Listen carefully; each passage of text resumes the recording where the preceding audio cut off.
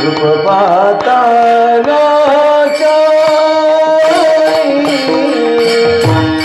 सुखदाने ओसारे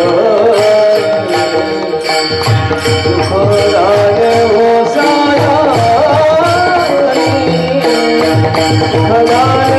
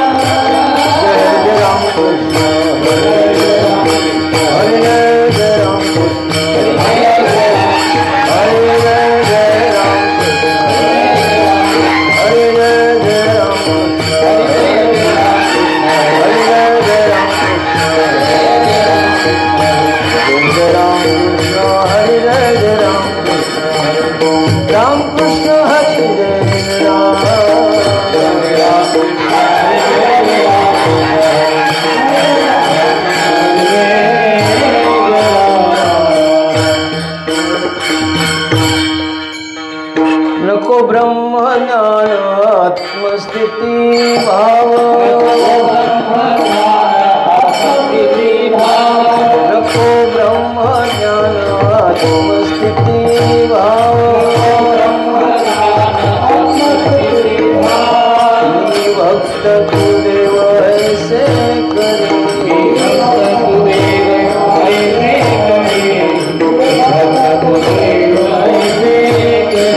नको ब्रह्मज्ञान आत्मस्थिती भाव नको ब्रह्मज्ञान आत्मस्थिती भाव भक्त तू देव ऐसे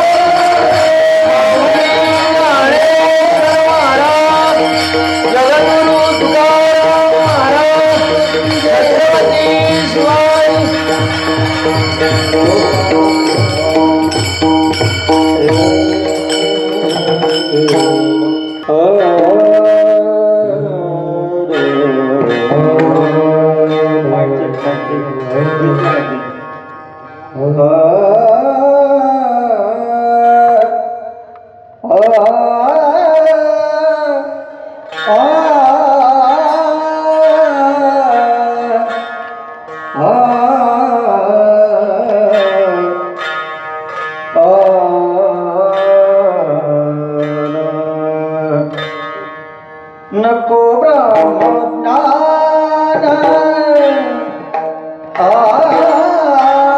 नको ब्रह्मज्ञान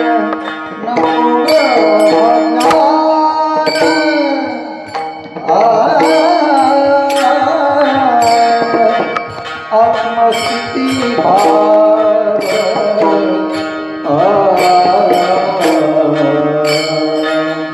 नको आत्मस्थिति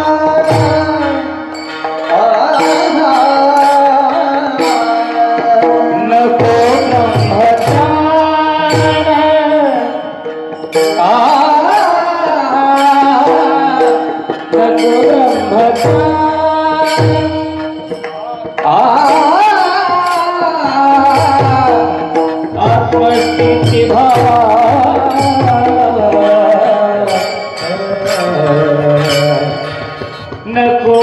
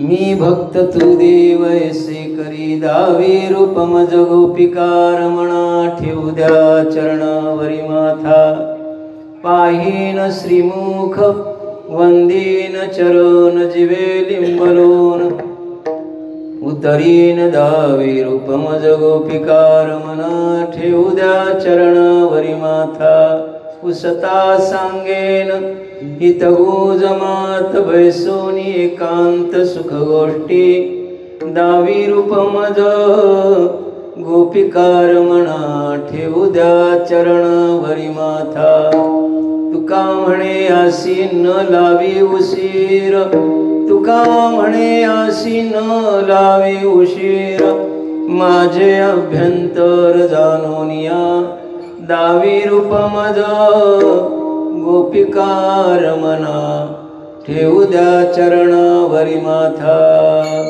पांडुरंगा करू प्रथम नमन पांडुरंगा करू प्रथम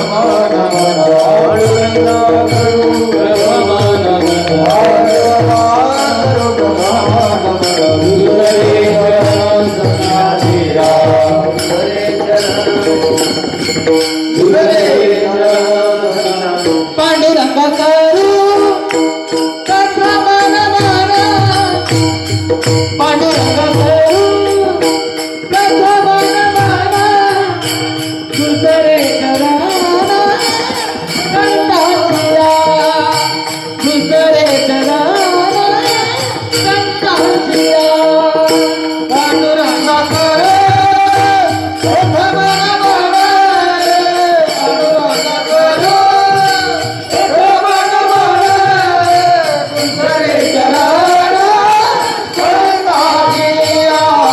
दुसरे चराना कंटाळला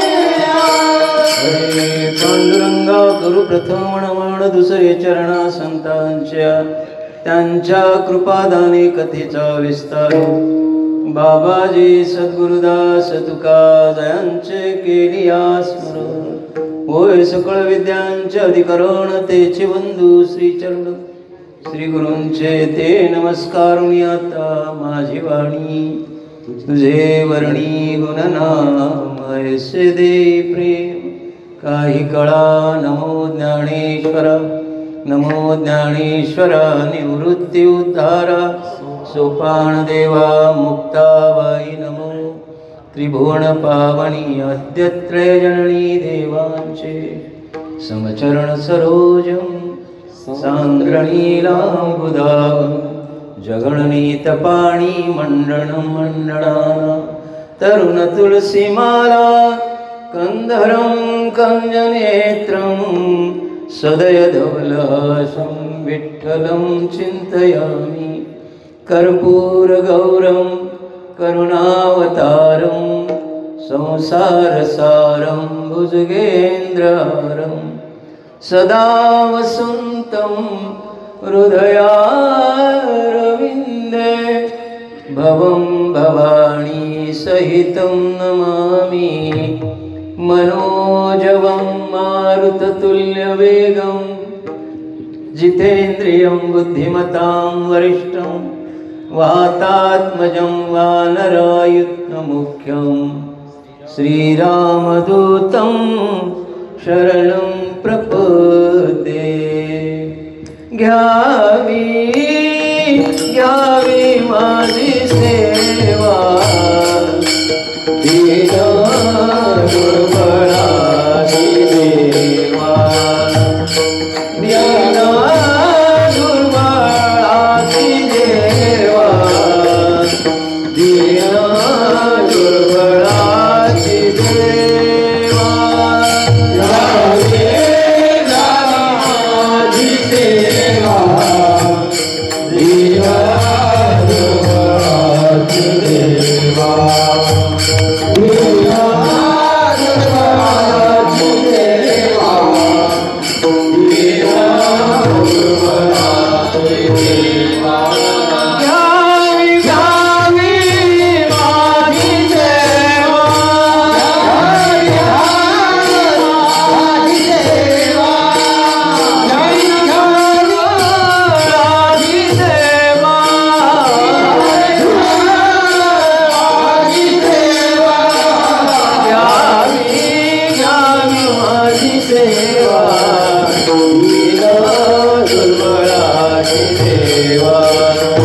दुर्बळाची देवा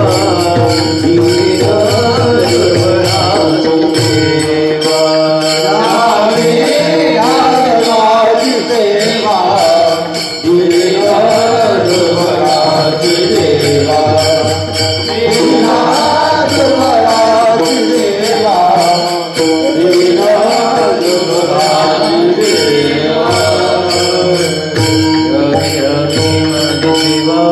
दुर्बळाची देवा मस्तक हे पायावरी या वारकरी संतांच्या प्रस्तुत प्राप्त सेवेचं कारण आपल्या सर्वांना श्रुत आहे. परिहार द्यायची काही गरज नाही आणि परिहार देण्यात आता मी वेळही घालवत नाही.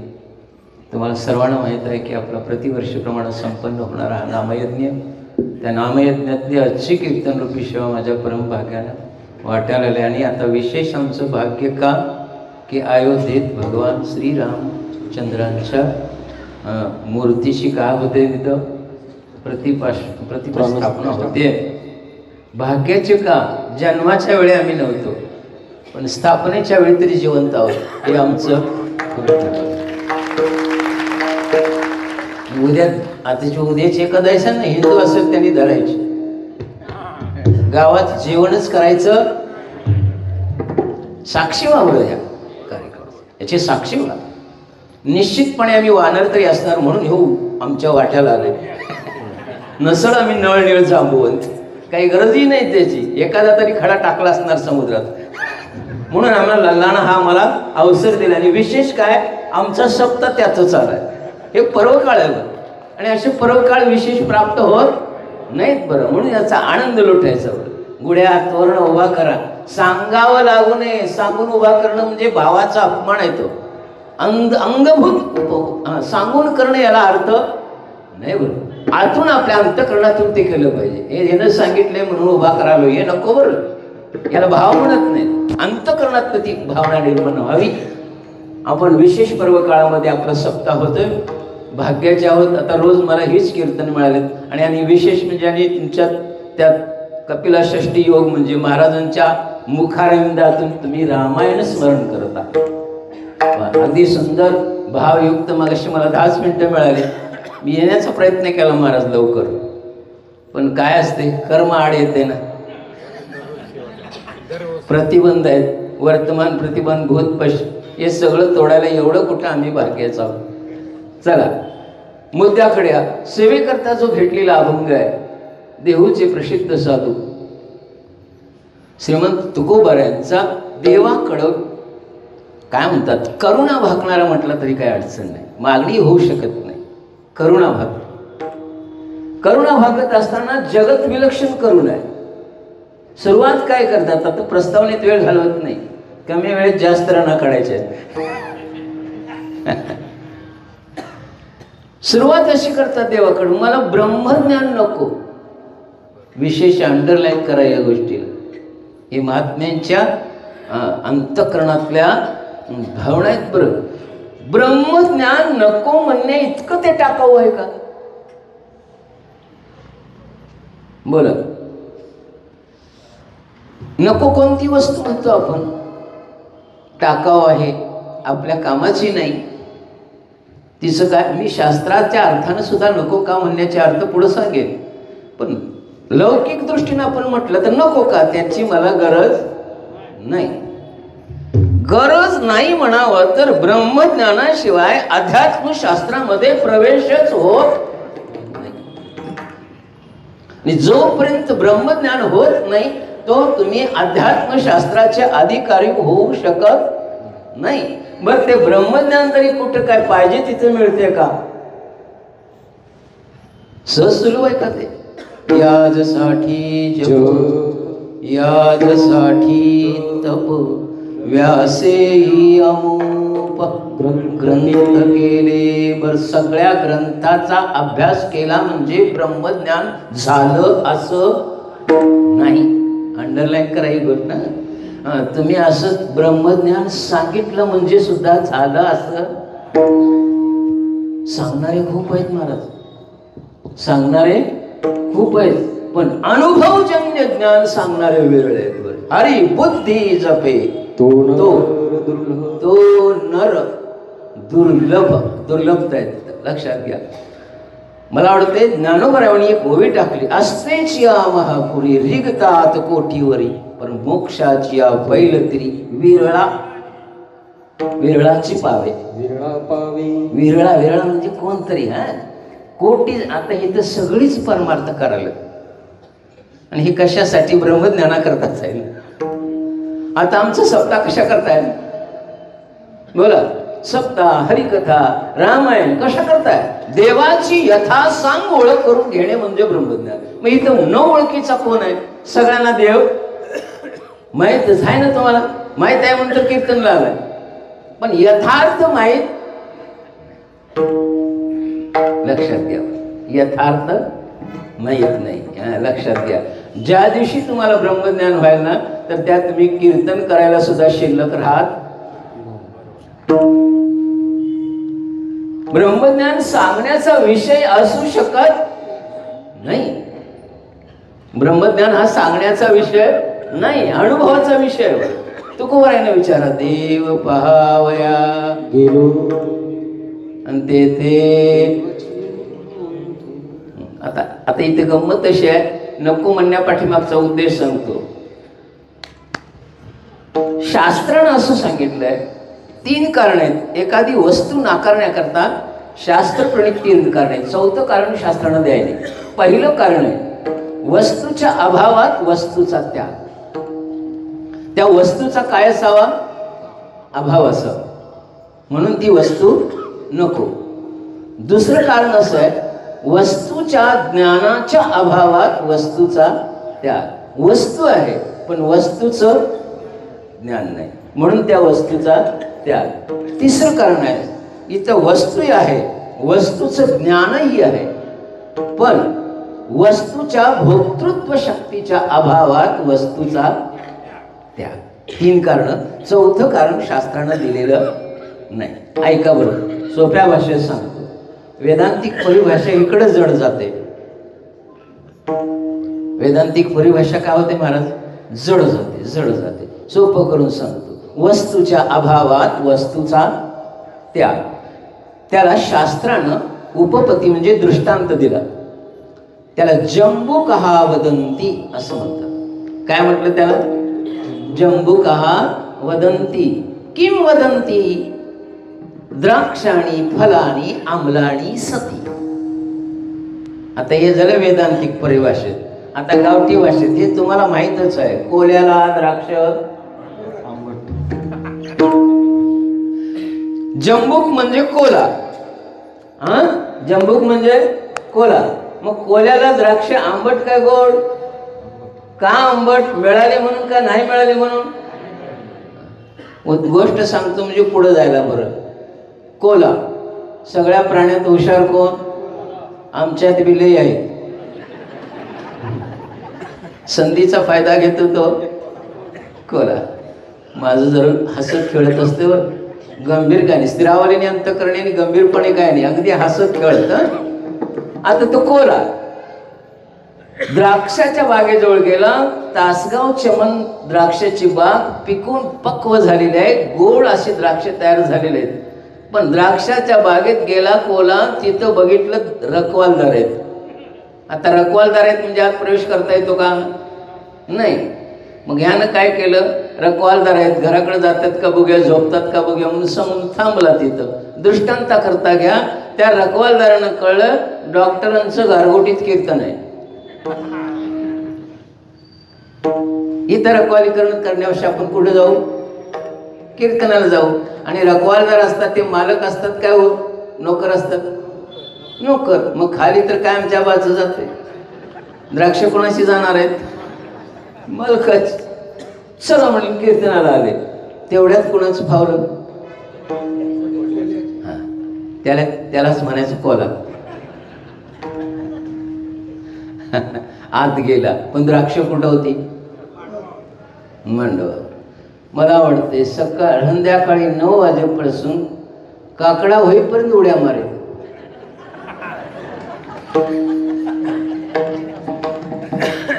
द्राक्ष सोडा पण पाला सुद्धा हाताला आला आणि मग आता 6 वाजता रखवालदार येणार म्हणून बागेतून बाहेर पडला. दुसऱ्या बाजूनं त्याचा जोडीदार बाहेर पडला. तो बी उड्या मारता. दोघांनी एकमेकाला पाहिलं होतं पण लपून. याला महाराजांचं प्रमाण आहे. गाठ पडली ठका ठका ठका. आणि ते तिकडून आल्यानंतर काय मग आज द्राक्षाच्या बागेत मजा असणार तुमची. चे चे चे म्हटलं. आपण द्राक्षाला तोंड लावत काय लावत नाही.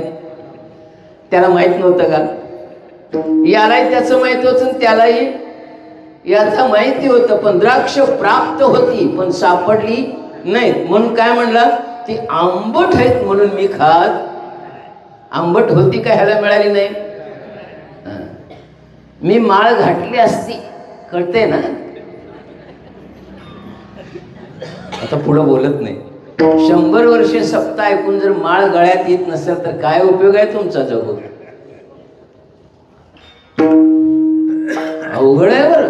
उठा जागे वारे. अरे जोपर्यंत आत्मजागृती होत नाही तोपर्यंत तुम्ही वरच्या थापा मारा. मी गाठली असती नको घाल. लक्षात आलं का बघा. आता ही इथं वस्तूचे अभाव आंबट म्हणल्याने सोडून गेले. जाऊ दे दुसरं उदाहरण देतो. हे कोल्याचं नसेल तर दुसरा उपपती देतो. परवा मुख्यमंत्री इथं कोल्हापूरला आले. हेलिकॉप्टर मधून आले.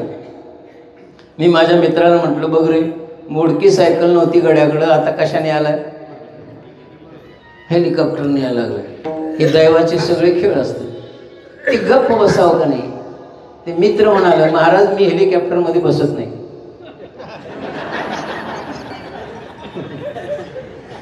अरे घरात एका मोडकी सायकल नाही हेलिकॉप्टर मध्ये तुला कोण बसवल. बसत नाही काय उपलब्ध नाही. उपलब्ध नाही म्हणून नको. मुद्दा पहिला संपला. दुसऱ्या मुद्द्याकडे या. दुसरा मुद्दा आहे आता इथं वस्तू आहे पण वस्तूचं यथार्थ ज्ञान नाही. वस्तूच्या ज्ञानाच्या अभावात वस्तुनाम परमात्मा उत्तरार्धात मी येतो. वस्तूच्या ज्ञानाच्या अभावात आता इथं दुसरा दृष्टांत शास्त्रानं दिला. मेंढर राखणाऱ्या धनगराला हिरा सापडला. काय सापडला. हिरा. पण त्याला हिरा हिरा रूपानं कळला. कसला तरी दगड चमकतोय म्हणला आणि त्याने घेतल्याने कोणाच्या गळ्यात बांधला. मेंढीच्या गळ्यात. हा वास्तविक कोट्यावधी रुपये किमतीचा हिरा कुठं बांधला. आता बऱ्याच मेंढरांच्या गळ्यात हिरा गेलाय. माझं बोलणं अजून कळायला रेंज मध्ये या. अरे हिरा कळला का नाही.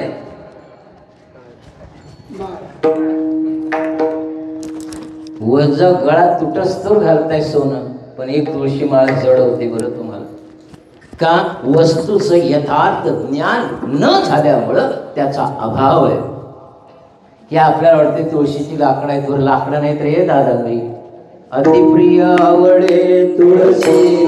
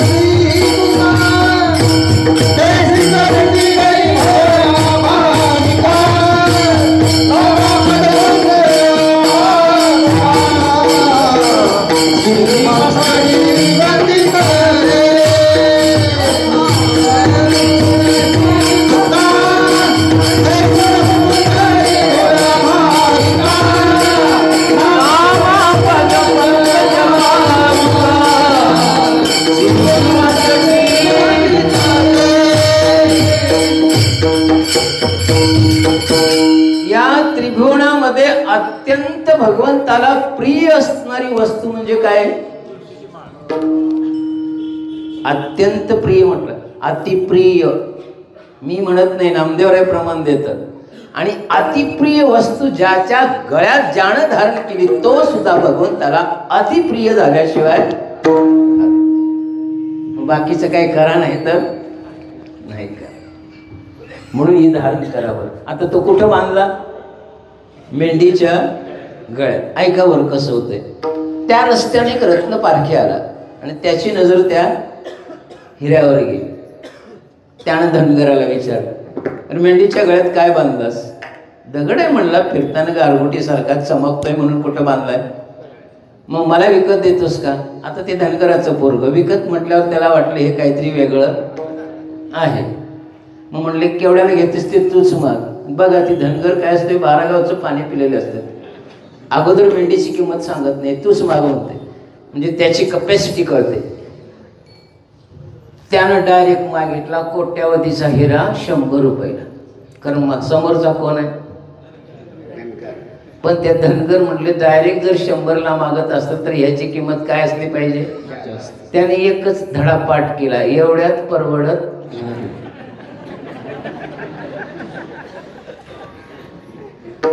एवढ्यात असं करत करत 1.5 लाखापर्यंत गेला. मग म्हणलं तू तरी सांग गड्या केवढ्याला देणार? तुझं राहू दे, माझं राहू दे, 2 लाख दे आणि घेऊन जा. ह्याला वाटलं कुठं 2 लाखाला, बघ अजून कमी होते काय म्हणलं. ते पुढं गेले. या मी पुढं घेणारे पुढं यायचं असेच आहेत बरं. चला पुढं गेला, हिरा दिला, घेतला नाही. दुसरा रत्न पारखी आला. त्यानं विचारलं काय किंमत आहे? मागचा 2 लाखाला मागितलाय म्हणलं, तू 2.5 लाखाला घ्या. आणि त्यानं विचारच केला नाही, केशातले पैसे काढले आणि दिले. का? वस्तूचं यथार्थ. पटकन हिरा घेतला, पुढे गेलेला मागा आला, हिरा दिला दिला म्हणलं. केवढ्याला?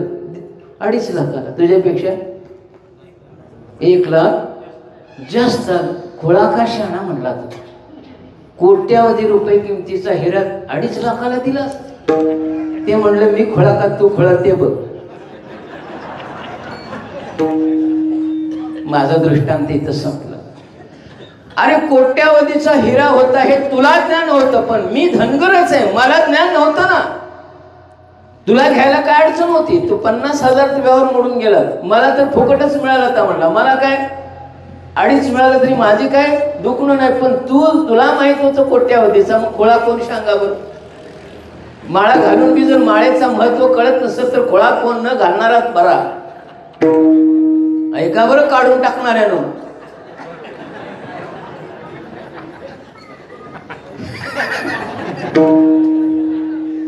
काय हे टिकवणं बी फार गरजेचं आहे बरं. मुद्दा माझा इथं संपला. वस्तू होती पण वस्तूचं यथार्थ परिणाम त्याग. तिसरं प्रमाण घ्या.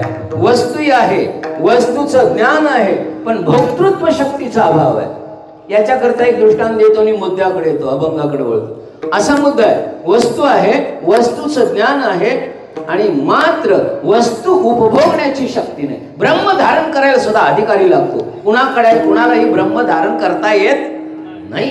ब्रह्मज्ञान कुणी धारण करू शकत नाही. बरोबर, त्याला अधिकारीच लागतो. लक्षात घ्या, अधिकाऱ्याशिवाय ही गोष्ट नाही. कुणी म्हणायचं नाही मला झालंय, तुला झालंय माहित आहे का? बस ऐका बरं.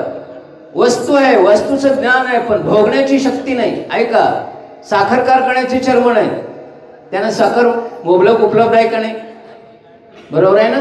कारखान्याच्या चेअरमनाला साखर पाहिजे तेवढे आहे, पण डायबिटीस झालाय का?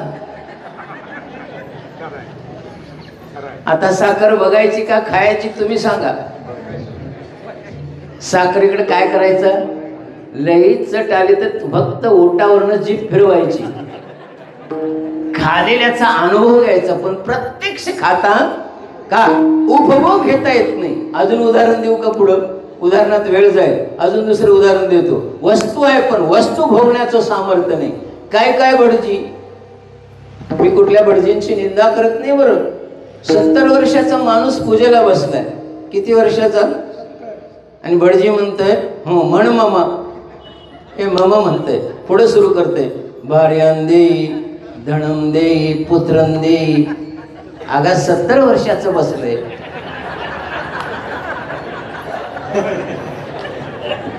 समजा देवानं भार्या दिली तर काय करील ते.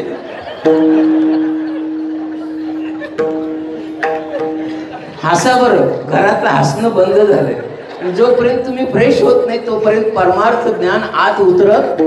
एक करुण भाव असावा ना तर हास्य भाव असावा, त्याशिवाय माणूस फ्रेश होत नाही. एक तर रडून फ्रेश होतो. मगाशी महाराजांनी खूप रडवलं. रडल्यानंतरही अंतःकरण निर्मळ होतं आणि हसल्यानंतरही म्हणून 2 गोष्टी आल्या आपल्या भारतामध्ये. रामायण हे भगवंताच्या दुःखानं जगभर प्रसिद्ध झालं आणि भगवंताचं भागवत जे आहे ना भगवंताच्या लीलांनी जगभर प्रसिद्ध झालं.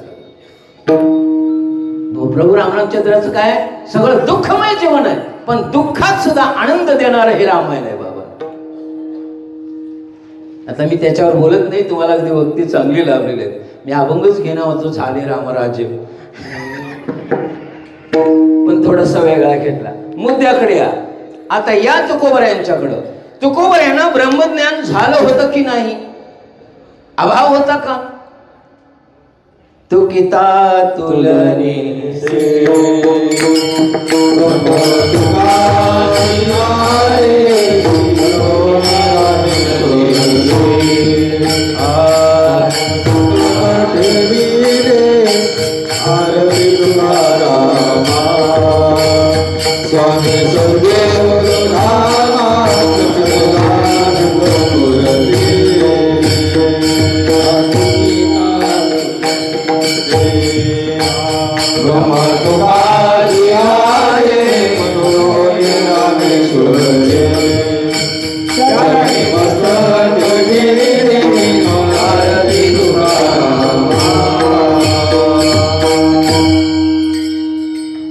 सांभाळून घ्या बरं, तुम्ही आहे म्हणून मी म्हणणार. ऐका, तुकोबारायांना ब्रह्मज्ञान झालेल्याचा पुरावा विरोधी पार्टी देते. कोण? विरोधी पार्टी कळते ना. विरोधी पार्टीनं म्हणावा हा माणूस चांगला आहे, आपली चांगलंच म्हणतात का? तुकोबारायांची महती कुणी जगाला सांगावी? म्हणे रामेश्वर भट्ट द्विजा तुका विष्णू. मग आमच्या लोकांनी म्हटलंच ना, कोपला पाटील गावीचे लोक आता मज भीक कोण घाली. आमच्या पाटलांनी आमच्या गावच्या लोकांनी शाणा म्हटले काय खोळा? आगा स्वतःच्या बायकोन सर्टिफिकेट जावं, येडा माझा जातो.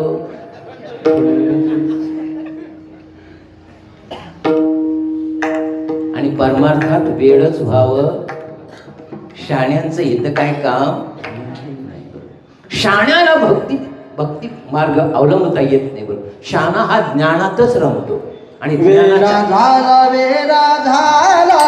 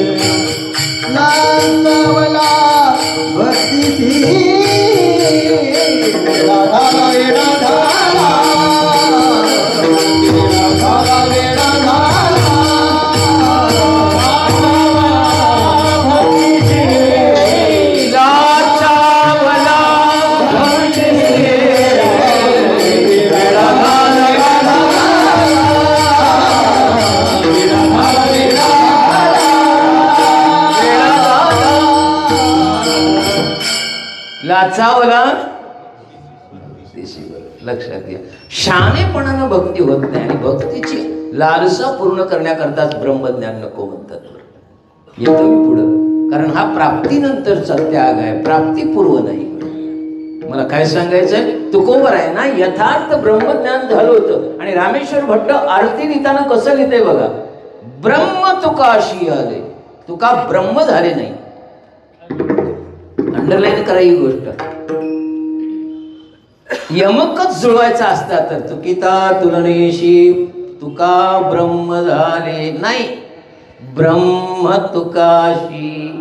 भागवतकार असं सांगतात, भगवान सुदाम्याची आणि भगवान श्रीकृष्णाची मैत्री सांगताना कृष्ण यासित सखा, कृष्ण या सखा म्हटलं नाही. कृष्णाचा मित्र सुदामा आणि सुदाम्याचा मित्र कृष्ण म्हटलं तरी मित्रताच येते. पण इथं भागवतकार म्हणतात सुदाम्याचा मित्र कृष्ण, सुदाम्याचा मित्र कृष्ण, कृष्ण यासित सखा असं आहे, असं वर्णन केलंय. का सांगतो, कारण मैत्री होती ती समान लोकांमध्ये, काय समानशीले व्यसनस्य सख्यम. आगा माळकरी पिंडक्याची मैत्री कराल. आता मी म्हणू का मोदी माझे दोस्त आहेत, जागरला कीर्तन करणे. तसं झालं ना, ज्यावेळी कुठं द्वारकेत आपलं गेले ना सुदामा, त्यावेळी सगळ्यांना ओरडून सांगत होते कृष्ण माझा. कोणी ऐकलं? ऐकलं का?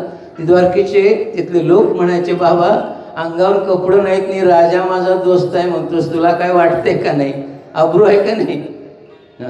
हे संतांचं महात्म्य आहे का दादा? ऐका, मी एक गोष्ट डोळ्यात ठेवून ऐका, कानात अगदी.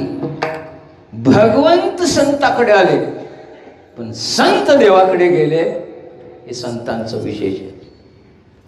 आतापर्यंत सगळं बघू, देव त्यांच्याकडे आला का? ते कोण कुणाकडे? संताकडे कोण आलं?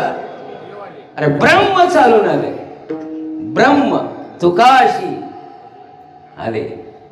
सुदाम्याचा मित्र कृष्ण आहे, मित्रता होते का? होत नाही. तसं बघितलं तर होत नाही. पण अधिकार एवढा होता की नुसतं सांगितलं भगवंताला की तुमचा मित्र तुम्हाला भेटायला कोणतरी सुदामा आहे.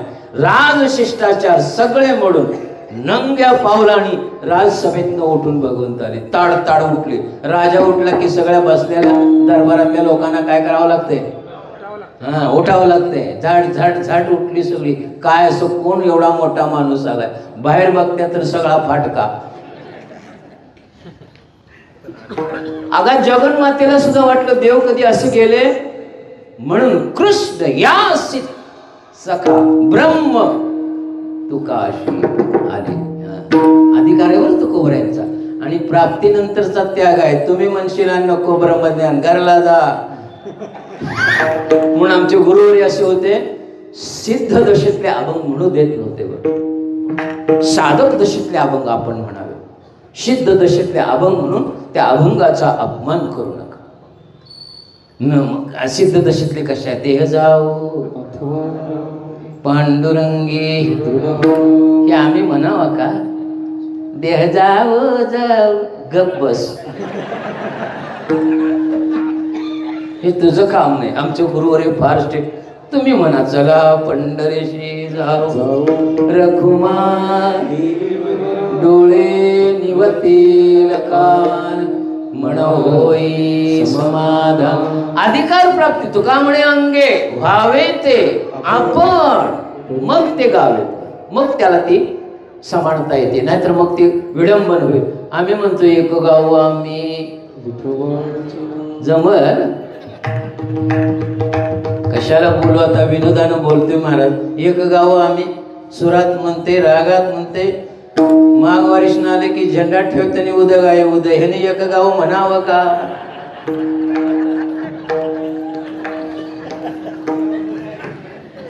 भुक्याची पिशवी देवाऱ्यात, भंडाऱ्याची घेतली की निघाला उदगाई. अभंग म्हणतोय एक गाव आम्ही, एक गप अवघड आहे बरोबर. भक्ती सामान्य वाटते. आम्ही अभंग काय केले? आम्हाला अनुकूल असणारे पाठ केले. तुका म्हणे सोपे त्याच गात्यात दुसरा अभंग आहे, भक्ती ते कठीण.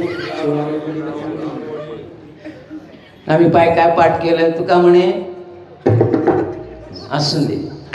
या मुद्द्याकडे या. तो कोबर आहे ना, ब्रह्मज्ञान प्राप्त होते, हे ज्ञानोत्तर भक्तीचं लक्षण आहे. बरोबर, भक्ती 3 प्रकाराने केली जाते. तसे प्रकार पुष्कळ आहेत, 9विधा भक्ती आहे, पण मुख्य 3 प्रकार पडतात. ज्ञानपूर्व, ज्ञानपूर्व एक, ज्ञान लक्षण आणि ज्ञानोत्तर.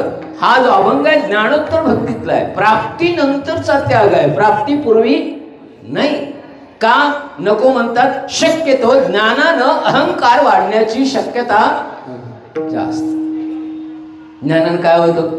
नित्यानित्य ज्ञाने अहंकार वाढ. ज्ञानी पुरुष जो असतो ना, लवत नाही. बरं, ते लवत नाही. बघा, ते आमचे गुरुजी सांगायचे विनोदानं, त्याला उंटावरचा शाणा म्हणायचे. आमच्या गुरुजी दृष्टांत काय द्यायचे? आज सुद्धा मन आहे ना ती उंटावरचा. ते का म्हणतात माहीत आहे का? सांगतो ऐका. कोण म्हणे काशीला गेला आणि पंडित होऊन आला, सगळी 6 शास्त्र 18 पुराण मुखद्रुत, आणि येताना तिकडं उंटावर बसूनच आला. प्रत्येक गावात जायचा. माझ्यावर कोण वादविवाद करणार आहे का? शास्त्राचं खंडन मंडन करणारा तुमच्या गावात कोण आहे का? प्रत्येक गावात यायचं, ज्याच्यावर वाद करायचं त्याला खंडन मंडन करून हरवायचं आणि पुढच्या गावाला जायचं. आणि हे सगळी ह्याची ख्याती पसरली. पण उंटावरून शिवाय खाली उतरायचा नाही. सगळ्या गावात आला, एका गारगुडीसारख्या गावात आला आणि म्हणला, माझ्याबरोबर शास्त्रार्थ करणारा कोण आहे का? उंट म्हणजे अहंकार. उंट म्हणजे काय? इथे घ्या. ते आलं, उंटावर बसून आलं, पण गारगुटीतल्या लोकांनी म्हणलं, कोण आहे का शास्त्राचं खंडन मंडन करणारा? इथं कोण नाही म्हणले. या नदीच्या पलीकडे डॉक्टर राहते, त्याला जाऊन भेट जाऊन आला.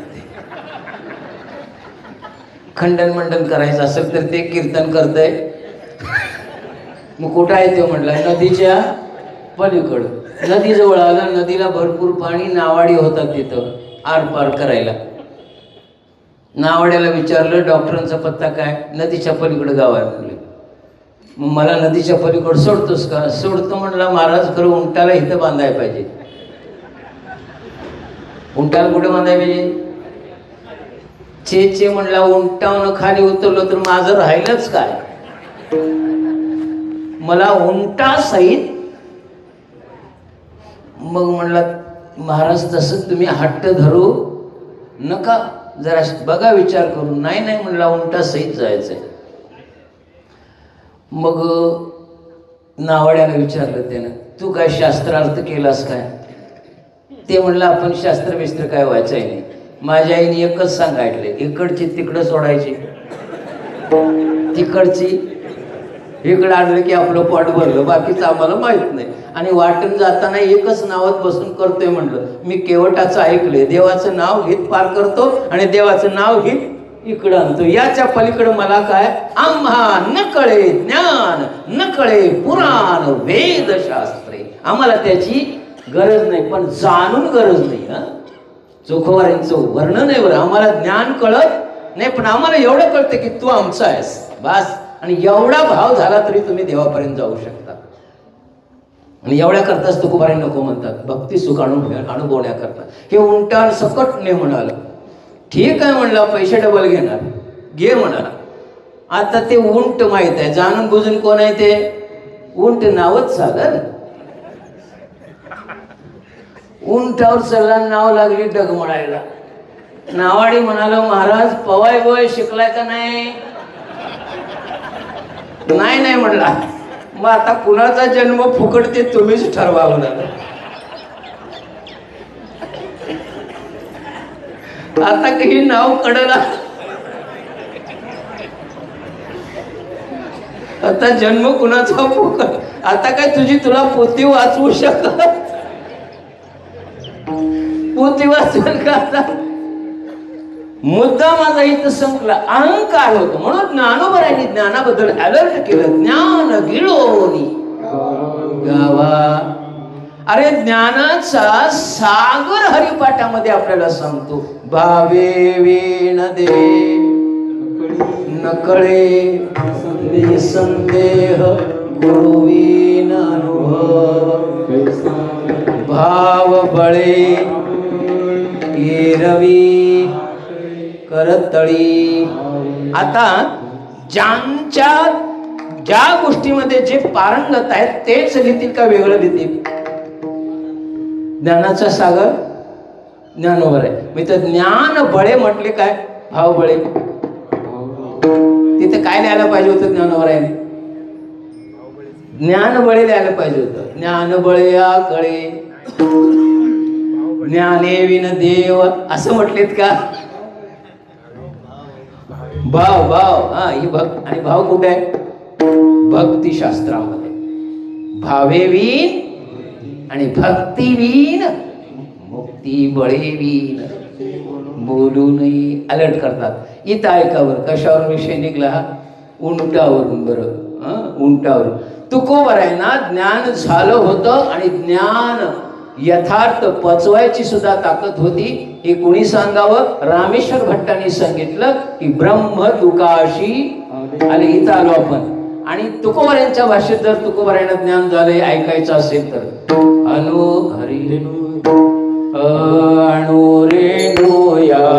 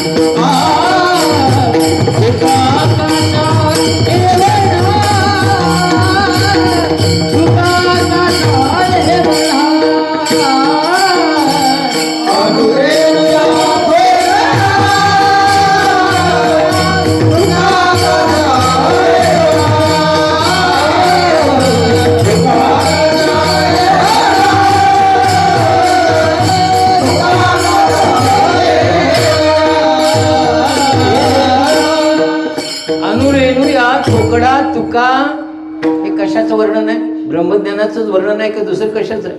अणुहून लहान आणि आकाशाहून मोठा ही आपली अवस्था सांगतात. हे पटत नसतील तर अजून पुष्कळ प्रमाणात तुकोबर यांची तुझं माझं नाही भेद केला सहज विनोद ही ब्रह्मज्ञानाची लक्षणं आहेत.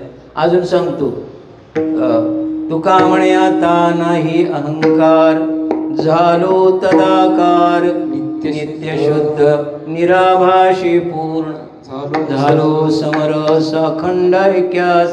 म्हणत नाही वेळ झालाय. अखंड ऐक्यास पावलो आम्ही. किंवा अजून वर्णन देत अजून तुकोबारांचं वर्णन दुसरं आहे. तुका म्हणे आम्ही झालो अग्नी रूप लागोणे दीपाप पुण्यंगा. पाप पुण्यातीत अवस्था होणे म्हणजेच ब्रह्मरूप होणे. पापही स्पर्श करत नाही आणि पुण्य स्पर्श करत नाही अशी अवस्था प्राप्त झाली. मग नको का म्हटले? ऐका बरं एवढ्या करता. कारण ज्ञानांचा देव सगुण का निर्गुण? बोला आता. निर्गुण.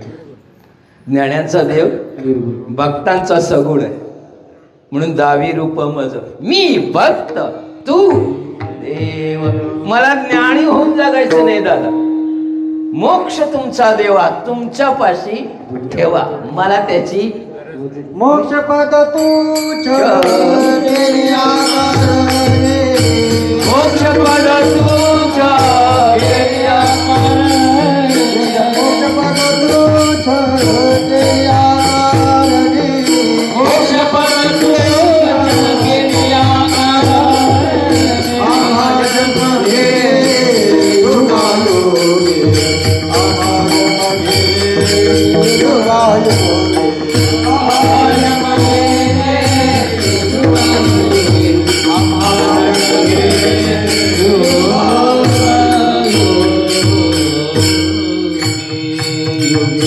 ज्ञानांचा जो देव आहे ना तो निर्गुण निराकार.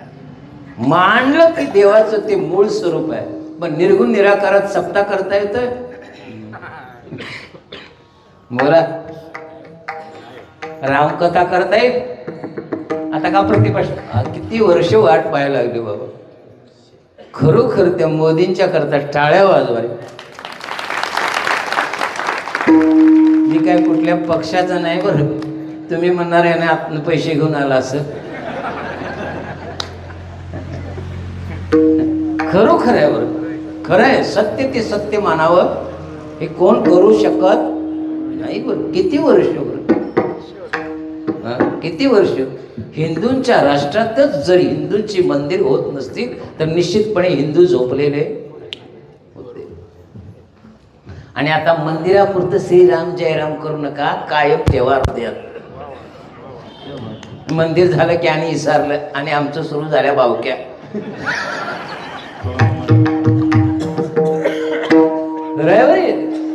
मंदिरापुरता अभिमान नको बरं.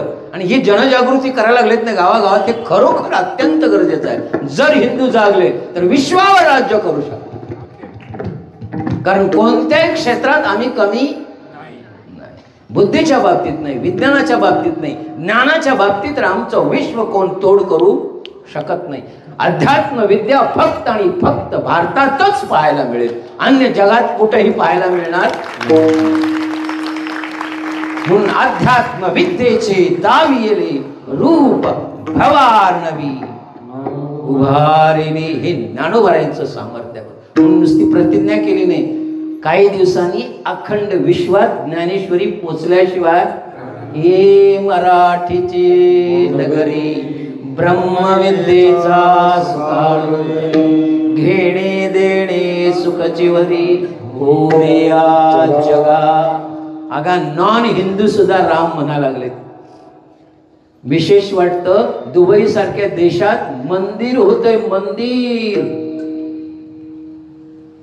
भगवान शिवांचं विश्वातलं 1 नंबरचं मंदिर कुठं व्हायला लागलंय? दुबईत.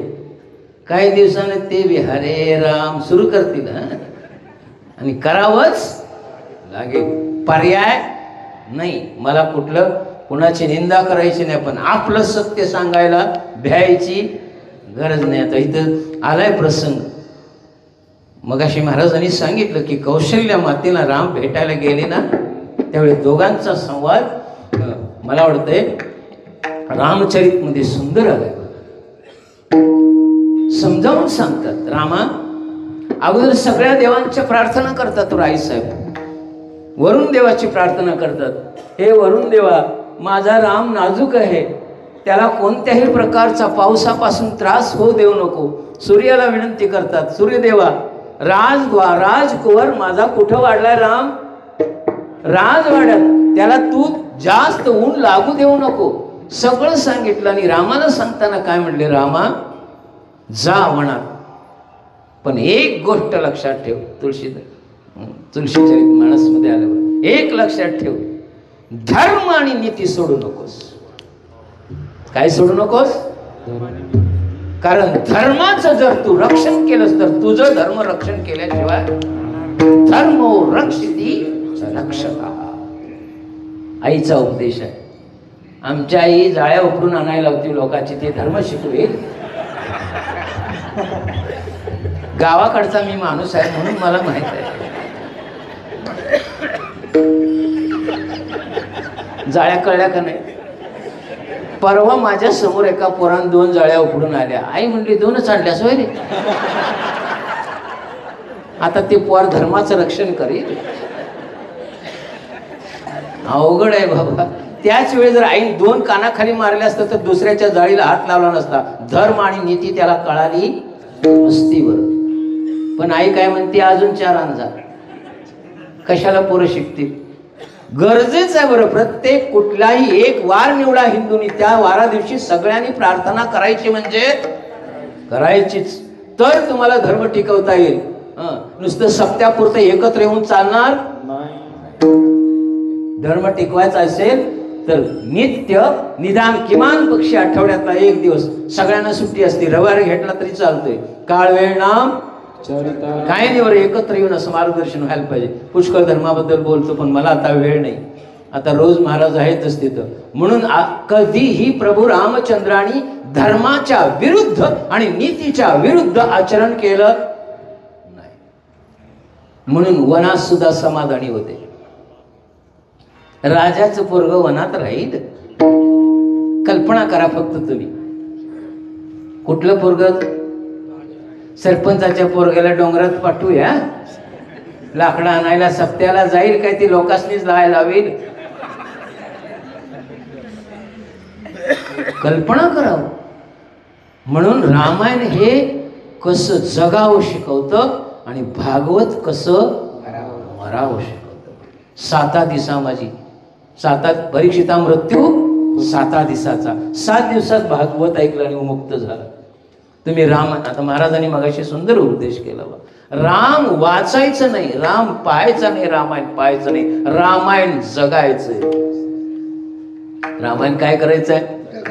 जगायचंय. म्हणून माझं नेहमी माझ्या कीर्तनातून संत वचन पाठ पाठांतर करणारी पुष्कळ झाली का?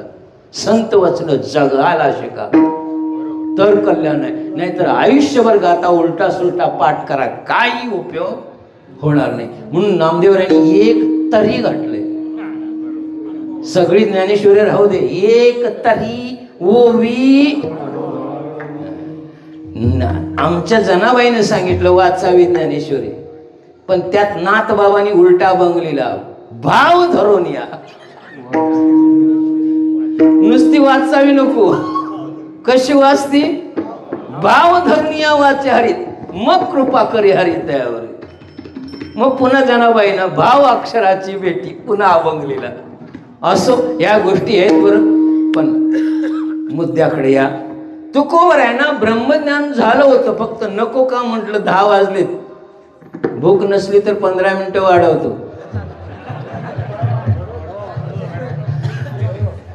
म्हणजे उभा राहिल्याने विचारलेलं बरं, बसलेले काय होऊन दे म्हणते. ते आताच पाठ टेकाल्यात माग. हो दे हो दे. विठाला विठाला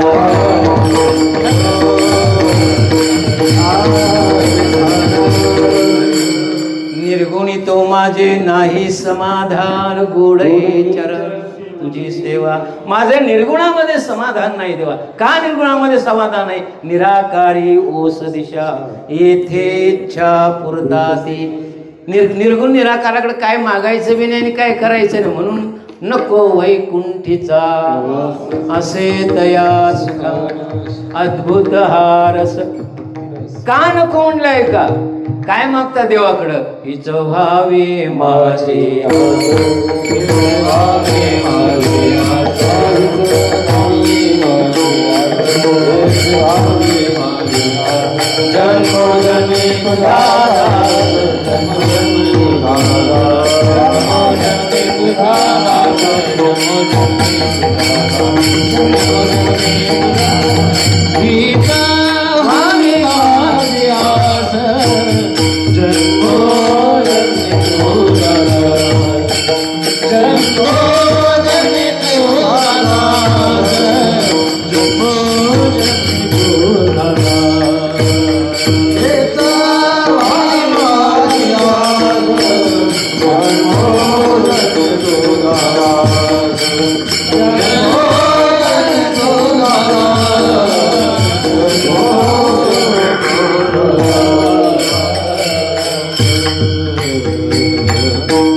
निराकारामध्ये कोणती इच्छा पूर्ण होत नाही.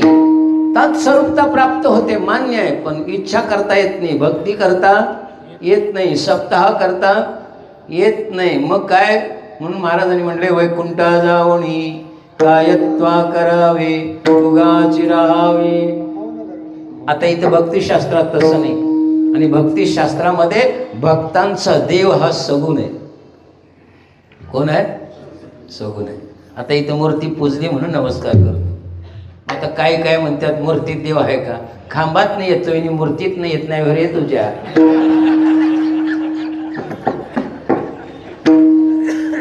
महाराजांचं प्रमाण आहे का? अवघे ब्रह्मरूप भक्तिमान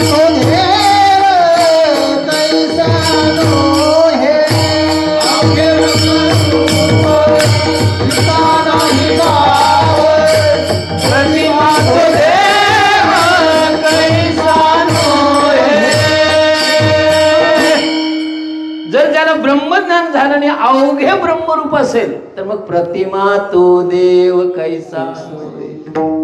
प्रतिमेतनं सुद्धा परमात्मा प्रगट होतो आणि हे भक्तिशास्त्रात ताकद आहे. हे निर्गुण निराकारामध्ये. आणि एक सांगू का त्यातलं गम्य तुम्हाला, निर्गुण निराकार आणि सगुण साकार, त्यातलं सगुण साकारच श्रेष्ठ मानलेलं आहे भक्तांनी.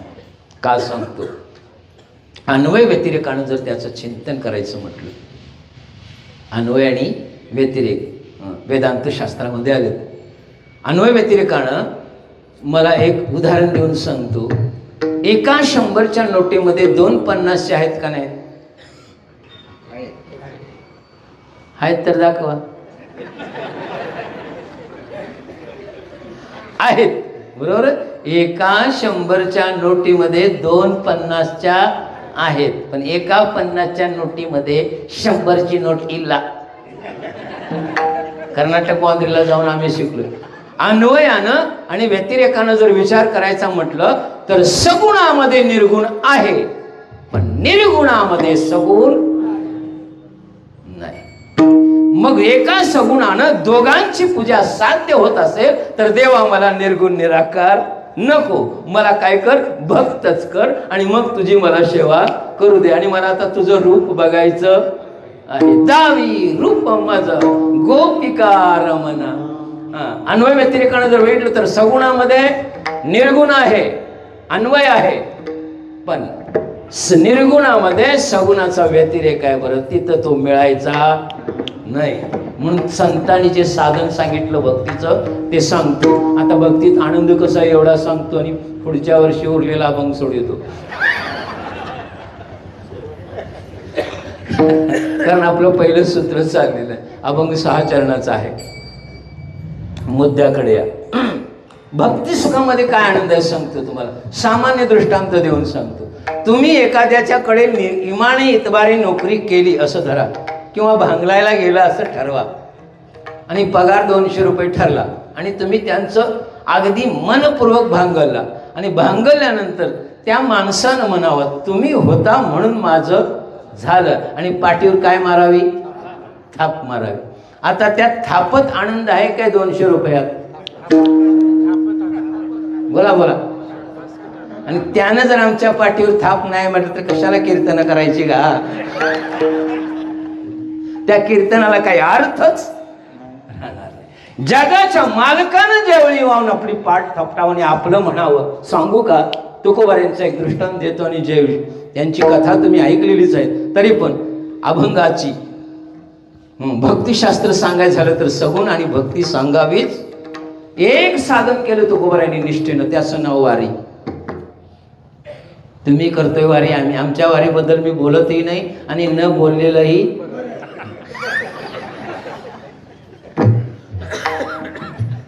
का सांगतो, आमची वारी सांगतो. पायी वारी. नाश्ता एकाचा, चहा एकाचा, मध्ये भडंग एकाचा, जेवणाच्या पंक्ती एकाच्या. मग तुझं काय जानबा? असं कधी परमार्थ होतो का रे दादा? जे दशरथ राजा आहेत, दशरथ राजा कुणाच्याही पोटाला परमात्मा येत नाही, त्याचं पूर्व पुण्य लागतं. बरं, दशरथाने पुण्य केले कोट्यान कोटी म्हणून या पोटी. सांगू का, आता महाराजांनी सांगितलं असेल दशरथ राजाच्याच पोटाला राम का रे बाबा, दुसरं दसरं नाहीत का इथं? ते दशरथ दसऱ्या गावात नाही हेट, त्याला कोण असेल? मग दसऱ्याच्या पोटाला राम्याच गा, रामिल्ला.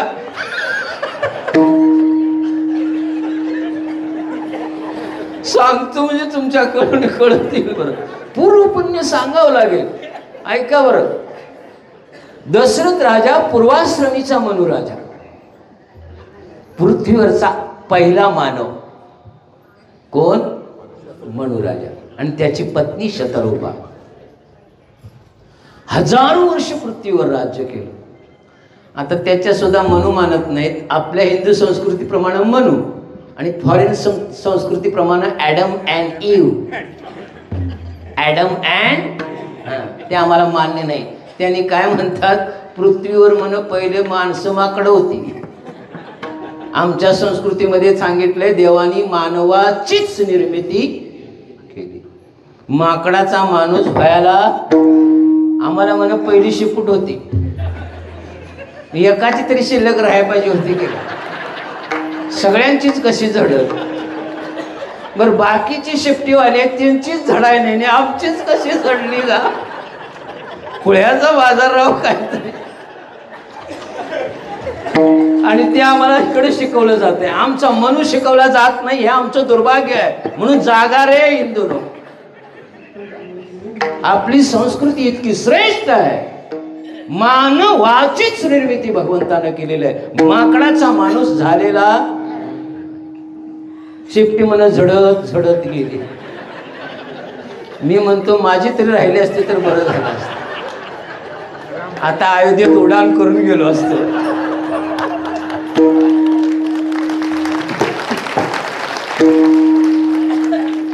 काय करावं बाबा. झाला ना फ्रेश, आता भूक गेली. आता खरंय बरं. महामळे मन होते जे गांजले शुद्ध चोखाळले स्फटिकासारखं शुद्ध. कारण आता घरात हसणं बंद झालंय हो. खरं सांगा, हसता का घरात? बायको एका कोपऱ्यात, तो एका कोपऱ्यात, पोरग एका कोपऱ्यात, सगळी.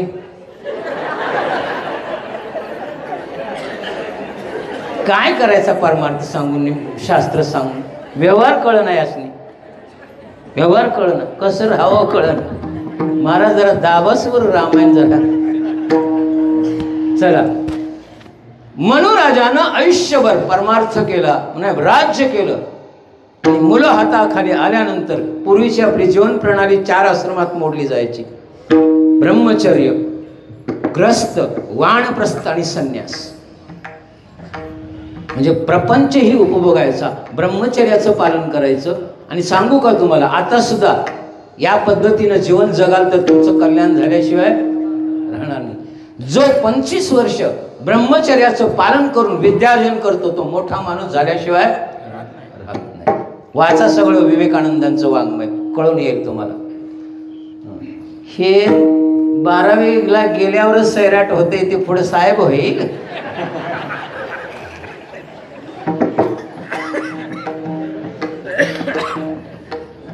जाऊ दे, आता मला त्याच्यावर बोलायचं नाही. मनुराजानं सगळ्या राजाचा त्याग केला भगवंताच्या प्राप्तीकरता. म्हणून आता रिटायर्ड झालेल्या लोकांना हात जोडून सांगतो, आता घराचा कारभार अंगावर घ्यायचा.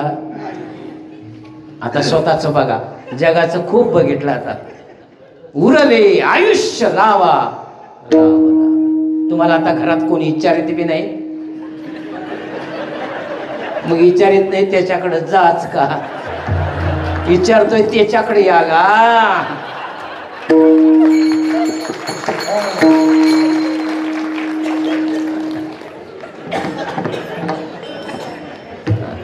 आता तुम्ही घरच्यांच्या दृष्टीने टाकाऊ का टिकाऊ? परवा गेलतो उपरीला, ज्येष्ठ नागरिक संघ त्यांनी काढलाय. त्यानं मार्गदर्शन केलं. रडली. अरे सगळं स्वतःचं पोट मारून आम्ही मुलांच्या करता जगलो, तीच पोरं जर आम्हाला धिक्कारत असतील तर याच्यापेक्षा दुर्दैव काय आहे? सगळ्या आकांक्षा मारून जगलो का? बोला, सगळ्या म्हाताऱ्याने हात वर करून सांगा, जगला का नाही? काय असं का हो जगलो? एकच वाक्य आमच्याकडे होतं, पोटाला 2. त्यांचं शिक्षण आहे, त्यांच्या जबाबदाऱ्या आहेत. आणि शिक्षण घेतल्यावर छबीला घेऊन गेल्यावर मग बस बोंबलत.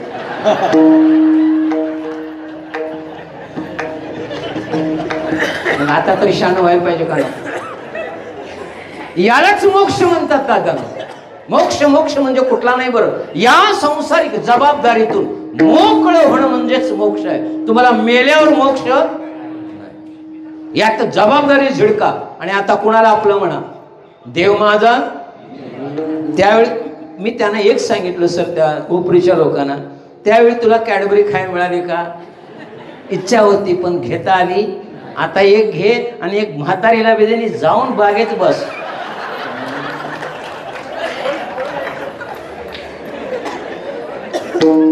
सांगतोय का बरं? आनंदमय जीवन असल्याशिवाय परमात्म्याचा आनंद उपभोगता येत नाही. विचारांनी ग्रासलेल्या शरीरामध्ये परमात्म्याचा प्रवेश होऊ शकत नाही. बरं, घर झाडोनी करा बाग आतला भिडा भक्ती दिया.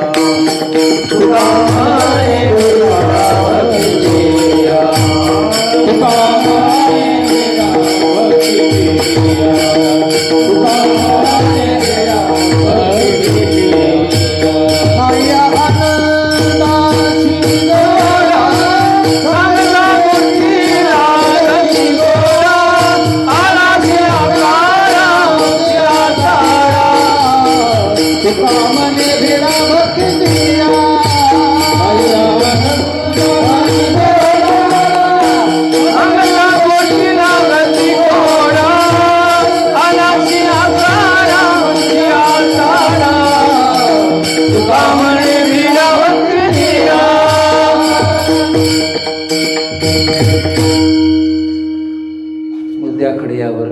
पण काय झालंय आमचं, एवढं वय झालं सुद्धा तरी सुद्धा मन उन्मन व्हायला तयार नाही. आणि उन्मन झालं पाहिजे. परवा एक आला माझ्याकडं, पट्ट्या साधारण 80 क्रॉस केलेला, नातवाचं ठरलंय म्हणला, बघीस तर जगायचं आहे, 2 ताकदीची इंजेक्शन.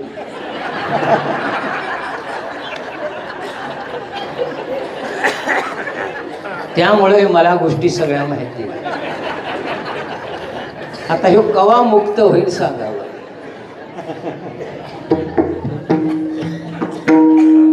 सगळ्यांचं बघून ह्याचं पारणं भेटाय ना सर. म्हणत नाही की देवाला बघतो, म्हणारे देवाला बघतो, भेटल्याशिवाय नाही. जसं मुलावर प्रेम करता, जसं कुटुंबावर करता, तेच प्रेम कन्वर करा, त्यालाच भक्ती म्हणतात दादा. भक्तीची व्याख्या अशी वेगळी. एरोई पहिली ना सरती, दिजिना चौथी, माझी सहज स्थिती भक्ती ना. काय ज्ञानोबर आहे ना भक्तीची व्याख्या. सहज स्थितीनं कन्वर्ट व्हा. इकडचं तिकडं केलं की झालं बरं, इकडचं तिकडं करावं रे. आणि मग बघा आनंद काय. कुठेही तुम्हाला असं वाटतं का मला पोरं बघणार नाही.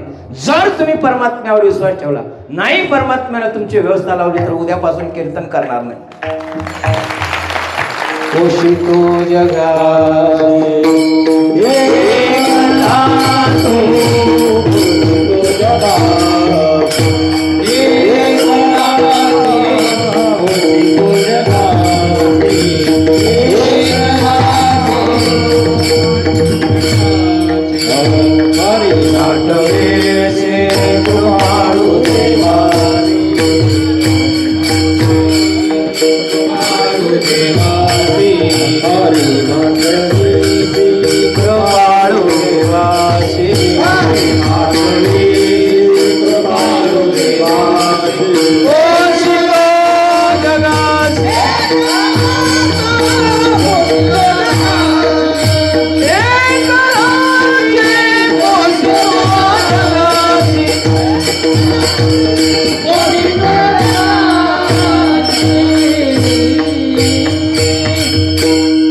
मनुराजाचं बोलतो 2 मिनिटात.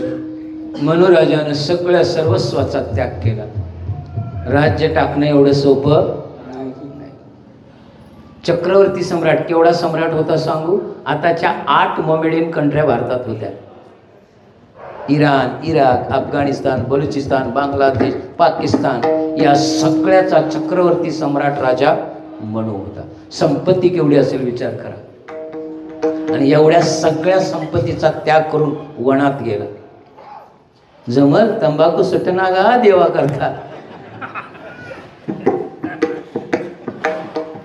वारकऱ्यांनी खाऊच नाही, पण कीर्तन होईच तर दम निघत नाही. बघितल्यात म्हणून म्हणतो. बुवा बघेल म्हणून इकडं असं मागं दाबायचं चालू असतं. मूर्खाचा बाजार. जाऊ द्या. त्याग केला. ऐका बरं, दशरथ राजा कोण 9000 वर्ष फलाहार करून तपश्चर्या केली. किती? 9000 वर्ष नुसतं फल खाऊन तपश्चर्या केली. दोघांनी शतरूपा त्याची पत्नी गेली. जर मालक राज्य सोडून जायत असेल तर मला इथं राहायचा अधिकार. हे आमचं आपलं हे हिंदू संस्कृती आहे. जिथं पती तिथं चंद्र ते शंभू ते. आता ते इथं म्हणायचं नाही हा. जातोय अगा माझी कीर्तनाला येत नाही डोंगरात येईल.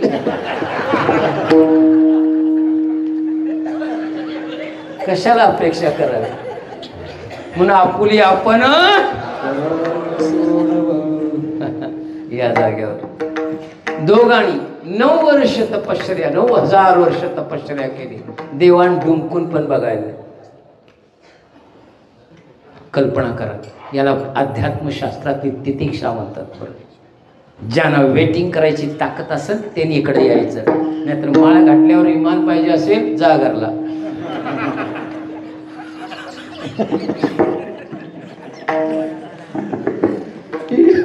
परवा माझ्याकडे आलोय, माझ्याकडून माळ घालून घेतो. महाराज तुम्ही सांगितल्याप्रमाणे 6 महिने सगळं केलंय म्हणला, पण अजून काय गुणच नाही. रोज हरिपाठ वाचतोय, पूजा करतोय, हातोळशीला फेऱ्या मारतोय, काय परिणाम काय जाणवत नाही. म्हटलं मग काढ आणि घरला जा.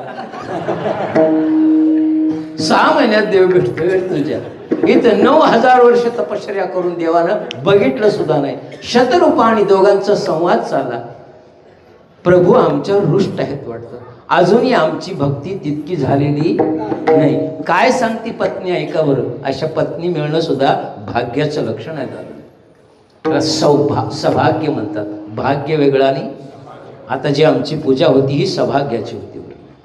बोका म्हणजे काहीतरी समजू नका. आमच्या कशाची पूजा आहे?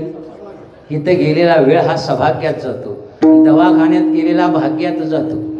ते राहत बी नाही आणि मिळत बी नाही. हे कोण काढून घ्यायची ताकद नाही. परमार्थ माधव जोडी. शतरूपा म्हणले आता असं करू, आपण निव्वळ जलहार करू. पाणी पिऊन 6000 वर्ष तपश्चर्या केली, तरी पण देव प्रसन्न झाला नाही. माळ टिगल का बघा. 10:30 पर्यंत कीर्तन झालं की मग त्यात ह्या बोला सांगू नका, लई टाइम लावतंय.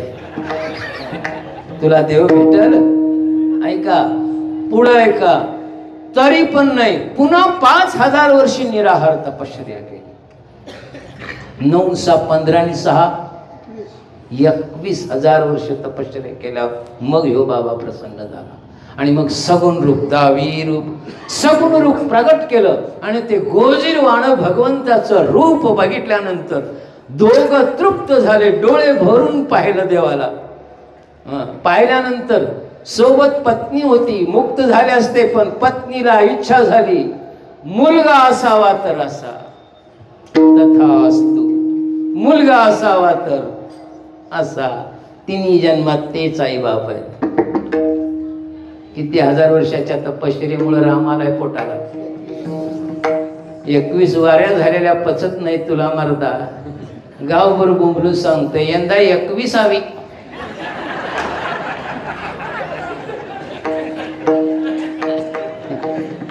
कशी केली? सगळं लोकांचं खाऊन जा घरला. वारकऱ्यांना ऐका बरं, ऐकून सुधरा नाही तर मरा. वारी ही आपली समेष्टी साधना नाही, व्यष्टी साधना आहे, स्वतंत्र आहे. त्या वारीत कुणाचंही काही घ्यायचं जमलं तर देत जा, पण घेत जाऊ नका. हा सप्ताह समेष्टी यज्ञ आहे. इथं सगळ्याकडे मागा, भीक मागा, चालतंय. पण स्वतंत्र वारी करता. तुम्ही पोरग्याच्या लग्नात शेजाऱ्याला म्हणता पंगत घालतोस काय म्हणून? पोरग्याच्या लग्नात म्हणतो का दादा पोरग्याचं लगीन ठरलंय पंगत घालतोस?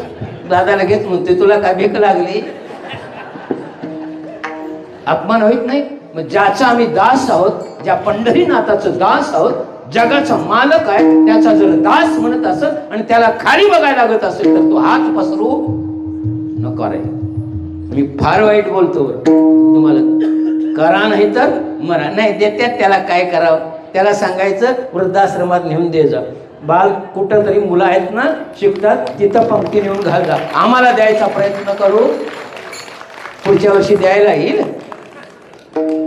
पण तुम्हीच म्हणता वारी ठरायच्या आधी ते आहेत बरं ते चालक मालक पंगत घालता का? गेल्या वर्षी तुमचीच होती, यंदा बी तुम्हीच घाला. तुला काय रोग आलाय लागून काय? अरे म्हणून तर मुठभर पोह्यानं, कष्टाच्या मुठभर पोह्यानं भगवंतानं त्याला सोन्याची नगरी दिली. पण तुझ्या लाडवाच्या निवदाला मी विचारित नाही रे. तो लक्ष द्या मी काय म्हणतो ते, त्याचा विचित्र अर्थ लावू नका, पण सुधरा बरं या मुद्द्याकडे. म्हणून महाराजांची वारी सांगतो, जय विठ्ठल घेतो. भक्ती म्हणजे काय ऐका, महाराजांनी वारीच केली. आता भक्ती सुख सांगतो महाराजांचं. दावी रूप मज, अरे दावी म्हणायच्या आधी दाखवतो जर भक्ती असेल तर.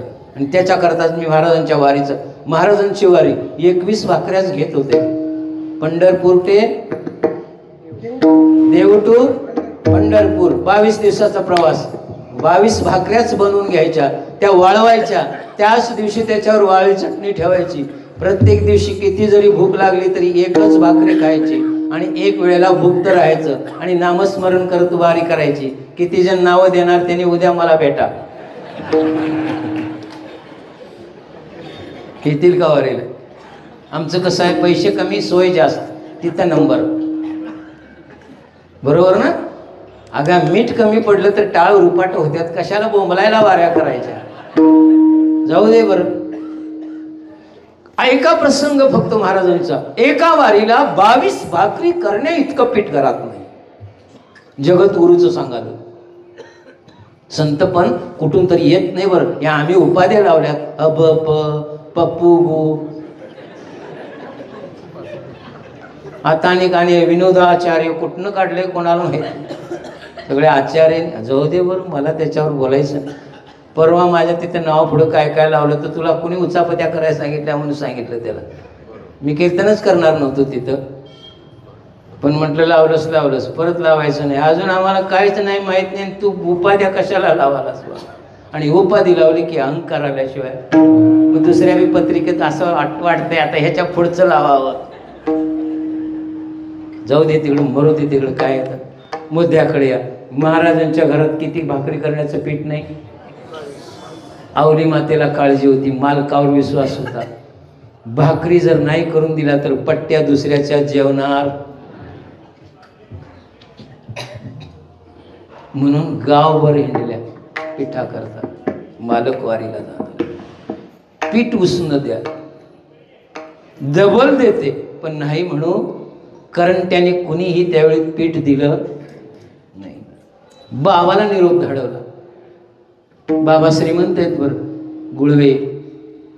2500 एकर जमीन होती त्या काळात, त्यांची वतनदार होते. आणि 2500 एकराची लासणाऱ्या बाबाची मुलगी तुकोबाऱ्यांच्या घरात नांदणारी पतिव्रता का कोण असेल? बोला. घरात खायला नाही आणि बाबाची संपत्ती किती आहे? ही भारतीय संस्कृती आहे दादानो. हिला भारतीय नाहीतर मग फॉरेनमध्ये जा, एक वकील एका तासात 350 केसेस डायव्हरच्या निकालात काढतो. सोडचिट्ट्या किती होत्या एका तासात? 350. आणि आमची एकदा केली की 7 जन्मापर्यंत मानगुटीवर बसती. ही भारतीय संस्कृती आहे रे. म्हणून श्रेष्ठ आहे, संस्कृत आहे म्हणून संस्कृती प्रधान देश. गर्व बाळगा हिंदू असल्याचा. मुद्द्याकडे या. पुष्कळ बोललो असतो पण मी म्हटले कमी वेळेत जास्त राहणार. पण वाजलं 10:30, बंद करूया आता. फक्त एवढा दृष्टांत पूर्ण करतो. भाकरी नाहीत, बाबाला निरोप पाठवला. बाबानं 2 गाड्या भरून घोड्यावर बसून मेहना घेऊन आला धान्याच्या. नुसती पूजा करून तुळशीला पाणी घालायला महाराज गेले. बघतात तर समोर मेहणे आहेत. नमस्कार केला. कसं येणं झालं? अक्कानं निरोप दिलता, घरातलं सगळं सपलंय म्हणा. मग म्हणलं हाय तसं घेऊन जा.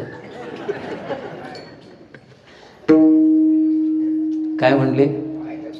घरात पाय ठेवायचा आणलेलं धान्य जसं आणलं. अरे जो शिवाजी महाराजांचा नजराणा परत करतो तो मेवण्याचं घेईल काय? ते काय आम्ही बुवा आहे? आमच्यासारख्या बुवाला जर आता मोदीने मेजवानी पाठवली नको महाराज म्हणेल. अवघड आहे बरं, याला हिंमत लागते बरं. निष्ठावंत भाव भक्तांचा स्वधर्म निर्धार हे वर्म चुकू नये. वर्म चुकलं की भक्ती व्यर्थ गेली म्हणून समजा. परत पाठवलं. आवली माता आडव्या आल्या. खबरदार म्हणली परत पाठवाल तर तुम्ही खाऊ नका, पोरं टाचा घासून मरतील. त्यावेळी अभंगलीला न मिळो खावया न वाढो संतात परिहा नारायण कृपा करू.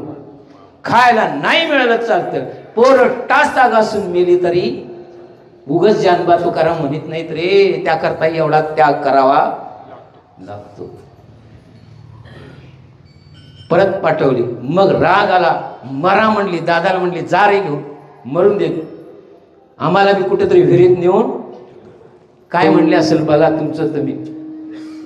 आता माझं सांगतो, दवाखान्यात जायच्या आधी कीर्तनाला आल्यावर काय आरती करेल बायको? त्यांचं काही चुकत नाही. पाठवलं. मरा म्हणले हाय त्या भाकरी थापटून दिल्या. 16 भाकऱ्या घेऊन गेले. 16 ज्या दिवशी संपल्या 4 दिवसानं पुन्हा भूक लागली. पाणी पिऊन बघितलं, पाला खाऊन बघितलं, भूकच आहे. एक पाय पुढं चालता येईना. तापानं अंग फणफणलं, चक्कर येऊन कोसळले. आणि मग वारकऱ्यांच्याकडं पत्र दिलं, आता मला चालवत नाही, माझी वारी खंडित झाली. संतांना कणव आणून बोलले, आता तुम्ही कृपा साधू संत जीव गो नाही हा बघ नाही कृपाळू सज्जन तुम्ही संत जन एवढी कृपादान आठवण तुम्ही किंवा माझे सांगा. पुढचं उत्तर आहे का? आपल्या प्रारब्धाला दोष देतात, भगवंताला परिस्थितीचा दोष देत. अनाथ अपराधी पतित परी पाया वेगळा नका करू. अरे देवा माझं चूक आहे, माझ्या पापामुळे तुझी वारी घडली नाही, मला क्षमा कर. कर्म अडालं. आता एवढं काकुळतीनं सांगितल्यावर पंढरीत पांडुरंगाला झोप लागल काय रे दादानो? असं सांगतात, जिथं महाराज झोपले होते तिथं प्रतिपंढरपूर पण तयार केलं पांडुरंगाने. झोपेत उठून पाहतात तर सावळी मूर्ती कटेवर हात ठेवून उभे. आमच्यासारखा बुवा पळत जाऊन दर्शन घेतलं असतं. कीर्तनातनं बोंबलून सांगत फिरत असतात, उगच कीर्तन करत नाही, माझ्यासाठी वाटत पांडुरंग आलता. नाही बरं काय म्हणले असते, अरे देवा मला फसवण्याचा प्रयत्न करू नकोस, मी तुझं इथं दर्शन घेणार. जा पंढरीत, माझ्या एकट्या करता तुला त्रास घ्यायची गरज नाही. तुझे अनंत भक्त तिथं आहेत रे देवा, त्यांना सोडून मी इतका स्वार्थी होणार? अरे देव रडले ज्यांच्या करता देवाने अश्रू ढाळावत येतो कोबर आहे. आमच्या करता घरातली बी रडत नाही, मेला बरं झाला म्हणते. ही भक्ती आहे बरं. आणि हे भक्ती सुख सोडून मला ज्ञान नको रे. परत पाठवलं बरं. आणि काय सांगितलं, ऐक देवा तुला द्यायचंच असेल मला तर चालण्याचं बळ दे. भाकरी मागाय नाही का, बोक्यावलो जरा काहीतरी जेवणाची व्यवस्था कर म्हटला नाही. काय मागितलं? चालण्याचं बळ. आणि असं सांगतात देवानी तथास्तु म्हटल्यानंतर ताकद आली. आणि तेव्हापासून वाखरी ते पंढरपूर धावत गेले. आज सुद्धा वारीत धावा केला जातो. वाखरी टू पंढरपूर अनावर झालं देवाला भेटण्याची इच्छा आणि धावत सुटले. आताचे विनेकरी पळत्यात, पण कशा करता ते सांगतो. मी तिथं वाखरीत बऱ्याच विनेकऱ्यांच्या मुलाखती घेतल्या. का पळालास रे? त्यांचा विना पुढं काय, आमचा विना पुढं, ह्याच्यासाठी पळा लागल्या. तुकाराम महाराज पळाले ते कशा करता? भेटी करता. आणि हे भक्तीचं सुख अनुभवण्याकरता नको ब्रह्मज्ञान आत्मस्थिती. आता आत्मस्थितीवर बोलायचं तर पुष्कळ बोलता येईल, झालेली शिवाय इथंच थांबवतो कारण थोडा वेळ झालाय, भूक पण लागलेली आहे. मधलं आणि शेवटचं भजन एकदमच घेऊ. आज रामलल्लाचा उत्सव असल्यामुळं प्रभू रामचंद्रांचंच मधलं भजन गेलो. सीताराम राम राम सीताराम राम राम सीताराम राम राम सीताराम बोला.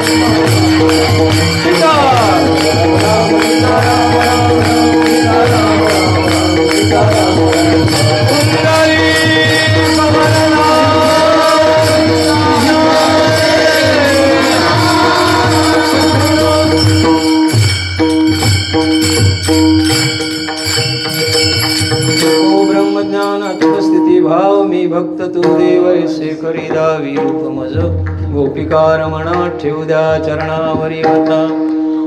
झालेली सेवा सर्वांच्या वतीने श्री पंढरीरायाच्या चरणी समर्पित करून सेवेला विराम देतो. ज्ञानेश्वर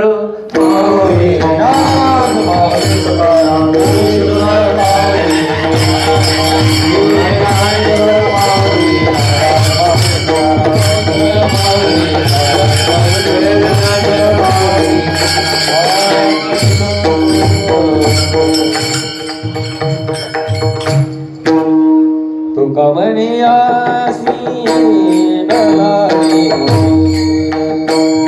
तुका म्हणियासी नलावी तुका म्हणियासी नलावी तुका म्हणियासी नलावी तुका म्हणियासी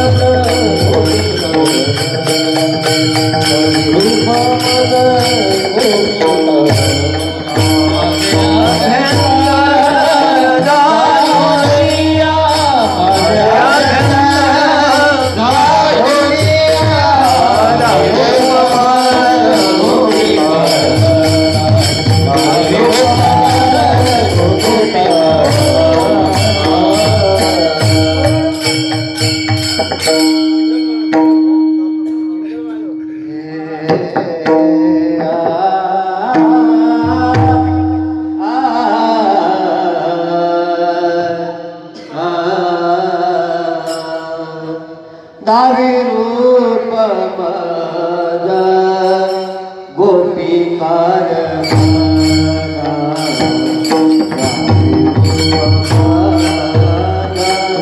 गोपिकार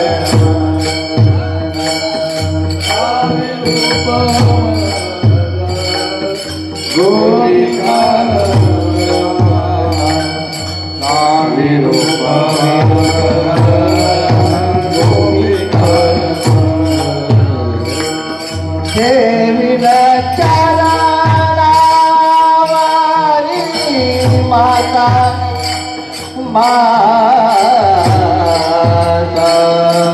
देवी धरणा वरी माता दाई रूप गोपिकाय